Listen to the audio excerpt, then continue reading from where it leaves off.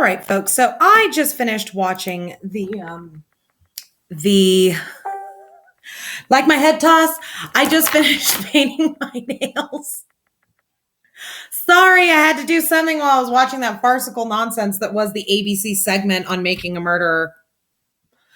I just finished watching that, both parts, and I've got some shit to say. Aren't you excited? So, Kratz, stop talking. Where is your mother?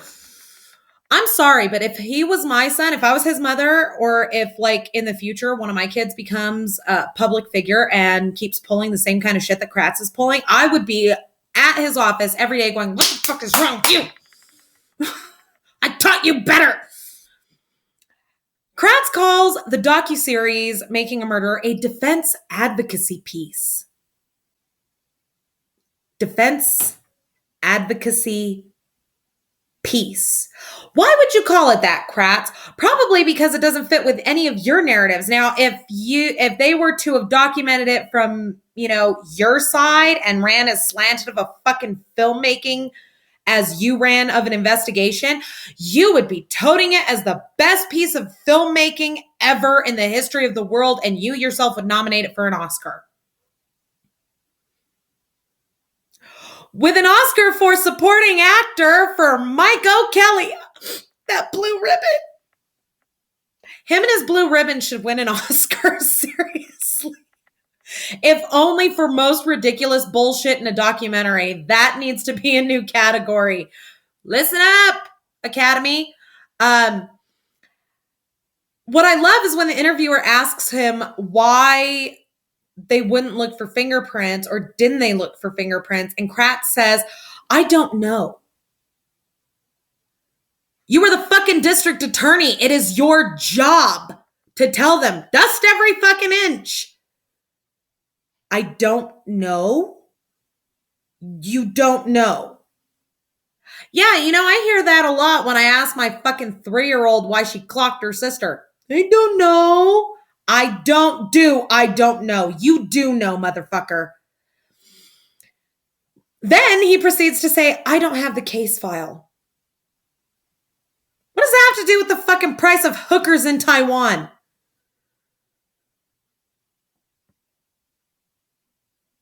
You should know it was your fucking case. You were the district attorney. The district attorney pulls the strings on the investigation, Kratz.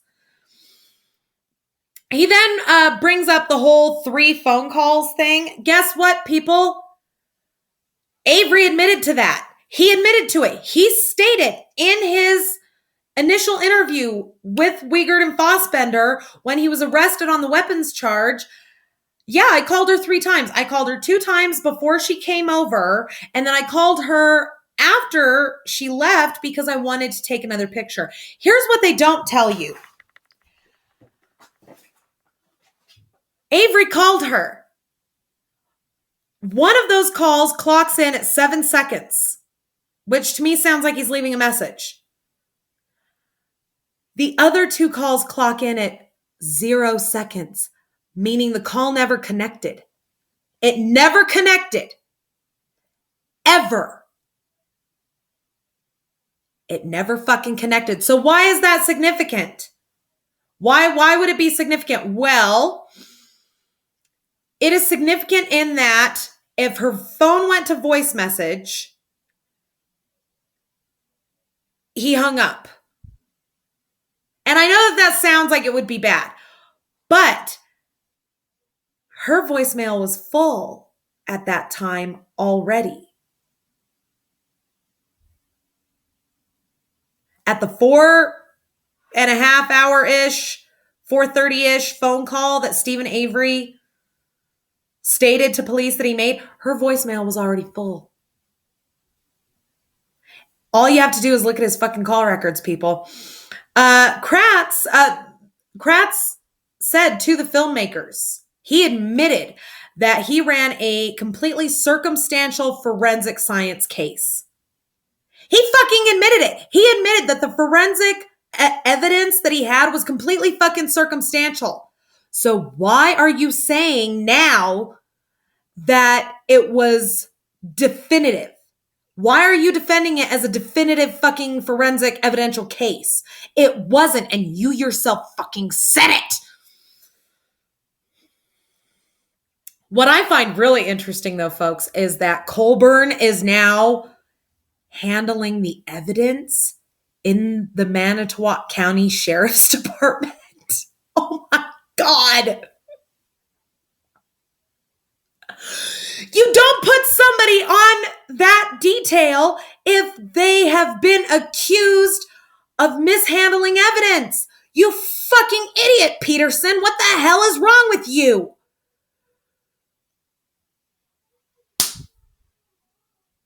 You go out back and get a switch, young man.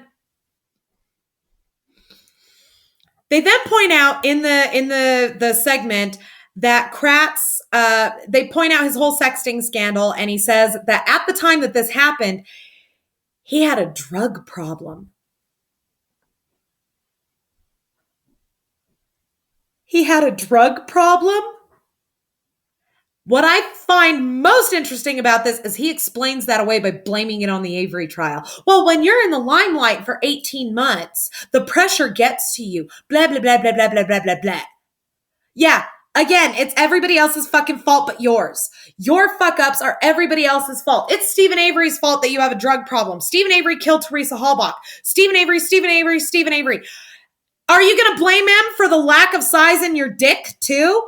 I lost my wife over my drug dependency and my sexting scandal. Well, you know, sweetheart, she probably left you because she figured out that you were gay. Come out of the closet, Kratz. You know, I know a lot of people would hear that and think that I have an issue with gay people or whatever. But the fact is I don't have an issue with that. What I have an issue with is people pretending to be something they're not. And that's exactly what fucking Kratz is doing here, people. It's not, it doesn't have anything to do with his sexual orientation. It has to do with the fact that he is so uncomfortable with himself that he starts pointing fingers at everybody else. And the main person he points fingers at is Stephen Avery. And the segment on ABC talked about, you know, how Brendan Dassey's gotten lost in the shuffle. I don't think he has. If Stephen Avery is found innocent, that automatically puts Brendan Dassey's case into question because, hey, if Stephen Avery is found not guilty, how can Brendan Dassey still be guilty? My issue is why is Barb not busting more skulls over this? Oh, that's right. She's married to the killer.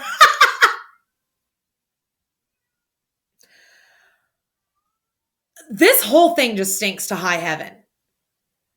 It's fucking ridiculous, people. And I have got some new theories. I was going over the blood evidence last night, specifically the lab report of the processing of the vehicle and a couple of other little key pieces of evidence. And I developed a new theory on what I believe happened. So stay tuned. Come back and see me. And, any comments that you need to, anything that you feel the need to say, go ahead and say it below. Play nice. I'm getting sick and tired of people talking shit about how much I smoke in my videos. Like that fucking has anything to do with the price of tea in China. Jesus Christ, guys, get a life. Fuck. We'll see you soon.